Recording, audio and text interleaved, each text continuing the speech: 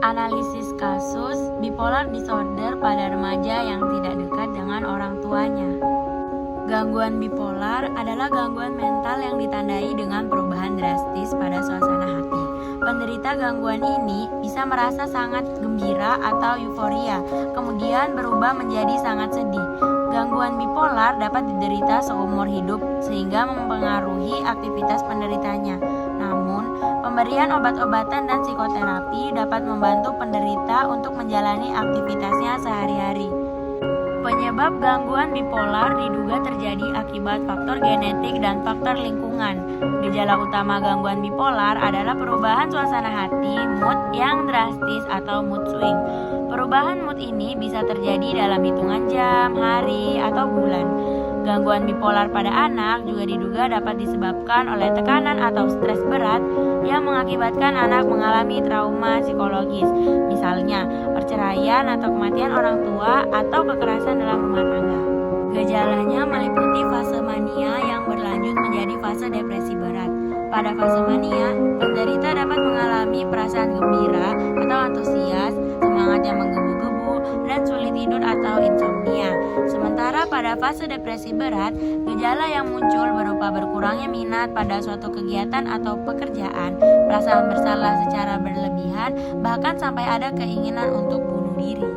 Kebanyakan dalam beberapa kasus, orang anak yang memiliki gangguan bipolar disorder biasanya dalam dirinya memang sudah ada genetik bipolar sejak lahir, yang ditambah dengan lingkungannya yang kurang dekat dengan orang tuanya, membuat gangguan bipolar dapat sewaktu-waktu saat emosinya tidak bisa dikontrol dan keluar apabila dipicu oleh lingkungannya. Dalam kasus ini ada dua teori yang saya ambil. Yang pertama dari Sigmund Freud.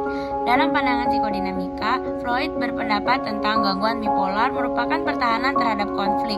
Tapi sumber gangguan ini tidak terbatas pada dorongan biologis saja, melainkan mencakup tuntutan dan frustasi yang berasal dari lingkungan sosial dan hubungan interpersonal. Menurut pandangan psikodinamika, gangguan bipolar mewakili dominansi yang berubah-ubah dari kepribadian ego dan superego. Dalam fase depresi, superego adalah dominan, memproduksi kesadaran yang berlebihan atas kesalahan-kesalahan. Setelah beberapa waktu, ego muncul kembali dan mengambil alih supremasi, memproduksi perasaan girang dan self-confidence yang menandai fase manik. Eksibisi ego yang berlebihan yang nantinya akan memicu kembalinya rasa bersalah, sekali lagi menenggelamkan individu ke dalam depresi. Teori yang kedua adalah teori behaviorisme, yang merupakan aliran yang mempelajari tingkah laku manusia. Behaviorisme menekankan pada perubahan tingkah laku yang didasari oleh prinsip stimulus dan respon. Jadi, teori ini memaparkan bahwa kepribadian seseorang terbentuk dari lingkungan yang dialaminya sehari-hari hingga menjadi suatu kebiasaan. Teori behavioristik melihat bipolar sebagai konsekuensi dari kebiasaan yang dipelajari setelah berulang kali mengalami pendekatan yang tidak dapat dihindari. Seorang anak yang mendapat keseharian seperti dimarahi karena masalah sepele, tidak mendapatkan perhatian, tidak diapresiasi, menjadi pemicu untuk gangguan bipolar. Apalagi jika dalam dirinya sudah ada genetik bipolar dan tidak ditangani lebih lanjut oleh ahli psikologi atau psikiater. Dari keseharian yang didapat sang anak dapat membuat anak jadi pendiam, pemurung, menyimpan masalahnya sendiri, tidak mengetahui cara melepas emosi yang baik seperti apa. Oleh karena itu, peran orang